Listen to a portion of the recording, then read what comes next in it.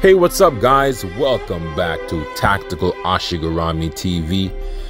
And today we are going to look at a very nice topic I think to cover that's very relevant, and that's covering your teammates. How often do you do it? And we're going to be featuring some of the guys from Team Ramp Around in this video. But before we go any further, don't forget to like, comment, share, subscribe, hit the notification bell, and all that good jazz.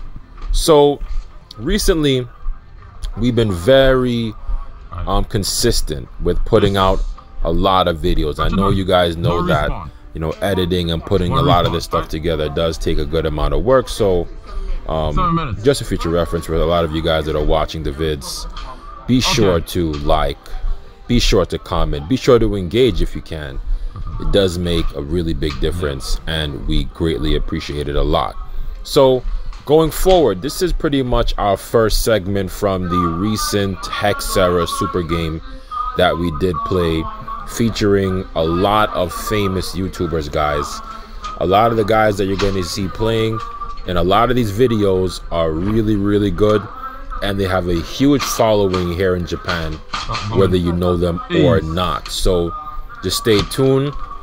You're going to be seeing a lot of content coming featuring some of these guys that I believe most of them I did play with during that day, and I did get the opportunity to test my chops, and it was really interesting.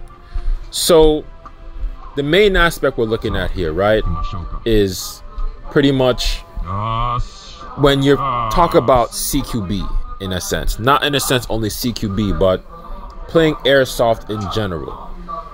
Are you covering your teammates during those situations where sometimes things get hectic? Remember, especially in Japanese airsoft and survival game, there's not a whole lot pretty much that's there between you know, being in a situation where 1 minute you're playing and the next minute you're out because you just got hit.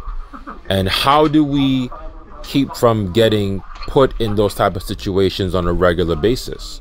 Now, we covered a lot of these concepts in the art of CQB. We looked at angles, we looked at asserting dominance, we looked at peeking, we looked at, you know, tactics, mindset, and all these different kinds of things. Now, some of these things are, a lot of these things are very important, especially in a one-on-one engagement. But now we're looking at a situation where we're playing with multiple guys on both sides. You have guys that are highly skilled and are highly capable of taking out anyone on the other side of the team. You got to remember, it does not take much to get the job done.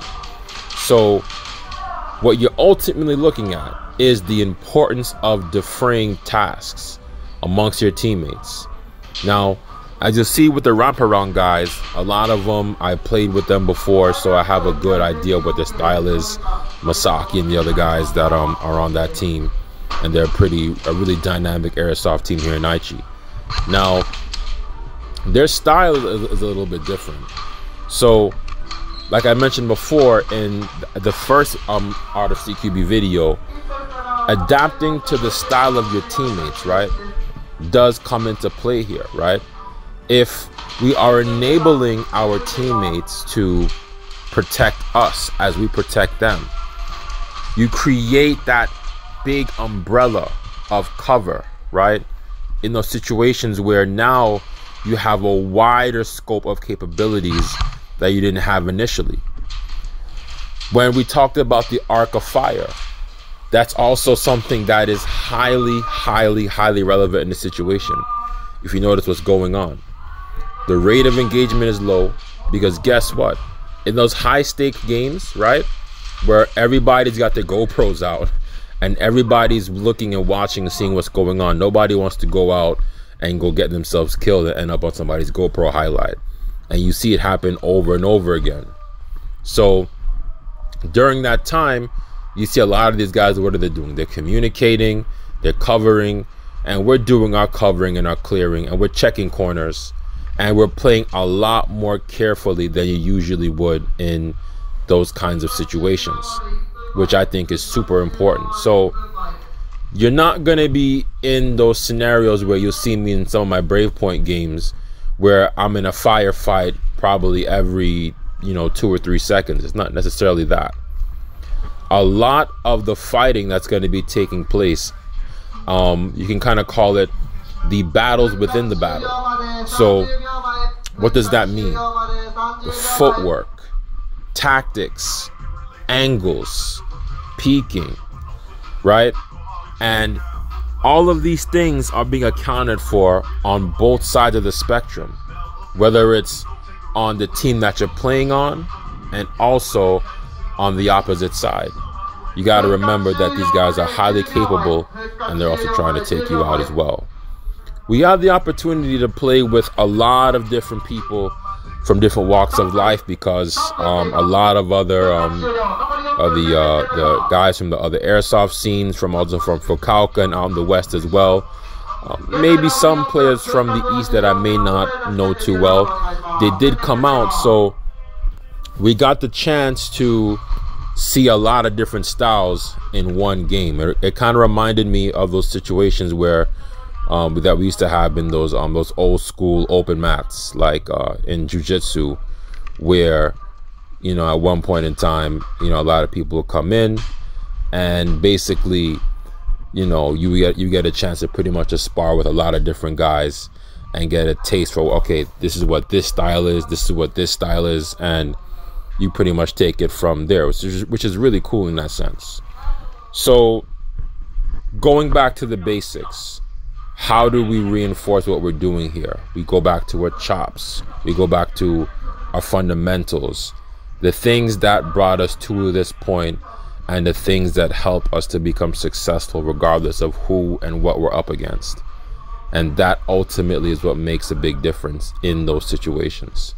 So remembering the concepts from the art of CQB, how do we deal with these type of situations, and also how do we enable our teammates to help us? As you see in this video, there were at times where I was shooting at people and I said, hey, you know what, sometimes if you engage and you push the engagement, it becomes that much more difficult, and you also put yourself in a scenario where you're now exposed, and then you pretty much compromise yourself, and guess what, now you're sitting out for the next round, right?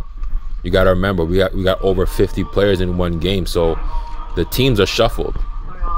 So if you get killed, basically you're not going to be playing in that next round. That's the next team going in there.